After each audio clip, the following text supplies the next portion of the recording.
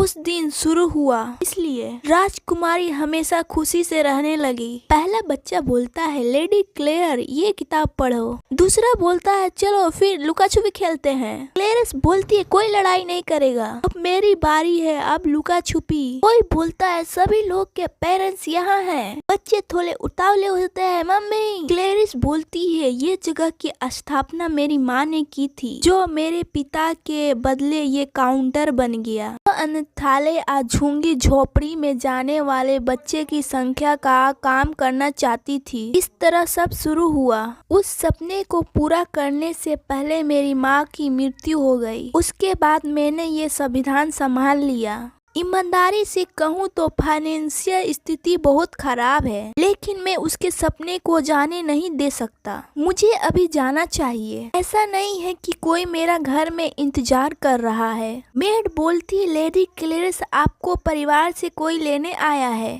वो बोलती है, रात्रि गणना परिवार। क्लेरिस आज हम आपका जन्मदिन मनाने आए हैं। उसकी चचेरी बहन बोलती है, मैं हमेशा से तुम्हारे वापस आने का इंतजार कर रहा था बहन। चाची बोलती है, इसे जल्दी खा लो नहीं तो ये ठंडा हो जाएगा। क्लेरिस बोलती है, मेरा बर्थडे क्या आज मेरा जन्मदिन है? आज ही क्यों? उन्होंने पहले कभी मेरे साथ खाना नहीं खाया और कभी भी दिलचस्पी नहीं दिखाई। मेरी माँ के मर जाने के बाद मेरे चाचा और चाची मेरी देखभाल करने के लिए यहाँ पर आते हैं और उसके बाद मेरे साथ ऐसा व्यवहार किया जैसे कि मैं उनके लिए कुछ भी नहीं हूँ। चाचा बोलता है, हमने आज एक मेहमान को बुलाया है, वो स्पेशल रॉयल एंडिंग है, प्लीज अंदर आइए। वो बोलता है, माफ करें, क्या ये शाही दूत है? क्या यह राजा का सिपाही नहीं है? वो बोलता है, मैं काउंट नॉटिंग की अंतिम वसीयत देने आया हूँ। क्या मेरी माँ की? नॉटिंग्स एंड की सारी संपत्ति वे उत्तराधिकारी नॉटिंग की उत्तराधिकारी को दी जाएगी। लेटिसिया शहर और उनके आसपास की सभी खानदाने सभी। वो क्या हो रहा है? मेरी माँ की संपत्ति?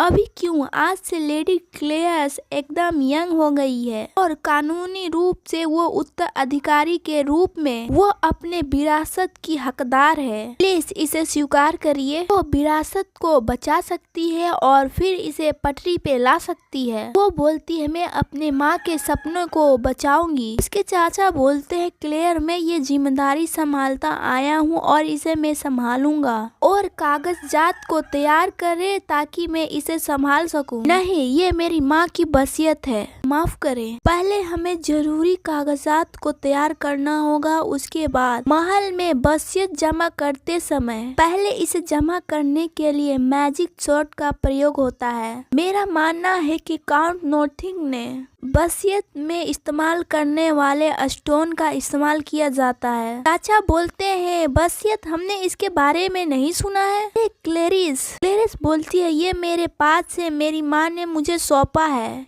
फिर वो जाती है, उस बॉक्स को निकालती है, वो देखती है, बोलती है, वो चला गया कैसे? चाचा बोलता है, क्या आपने इसे खो दिया? आप एक भी चीज का हिसाब नहीं रख सकते, बेकार हमेशा की तरह। जाकर अभी ढूंढो। यदि आपने इसे नहीं ढूंढा तो आपके साथ क्या हो सकता है पता है ना? वो बोलती है, क्या? अगर तुम इस पर साइन कर देती हो तो मैं कसम खाता हूँ कि मैं तुम्हें छूऊंगा नहीं। वैसे भी उन गंदी सी सुविधा या उन नालायक बच्चों की कुछ सिक्कों से ज्यादा है नहीं। क्लेरिस अपने मन में बोलती है, मैं हमेशा से जानता था कि वो ऐसे ही लोग हैं, लेकिन बस मैं एक पल के लिए स्वयं को आशा देता हूँ। आप सही कह रहे हैं, परिवार का धरोहर खोना मेरी ही गलती था। मैं इसकी पूरी जिम्मेदारी लूंगा और इसे ढूंढूंगा। अगर किसी बच्चे को कुछ हो गया तो मैं इस घर में कभी वापस नहीं आऊंगी, पर मैं अपनी पूरी कोशिश करूंगी।